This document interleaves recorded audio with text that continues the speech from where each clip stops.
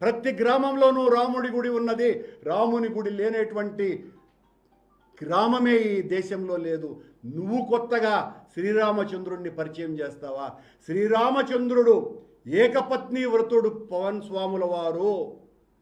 తమరు స్వామి పవన స్వాముల పీఠాధిపత్యుల వర్యులు రాముని ఏ విషయంలో ఆదర్శంగా మీరు తీసుకున్నారో ఒకసారి దయచేయుడు స్వాముల వారు. మీరు సనాతన ధర్మ ప్రవచనాలు చేస్తూ ఉంటే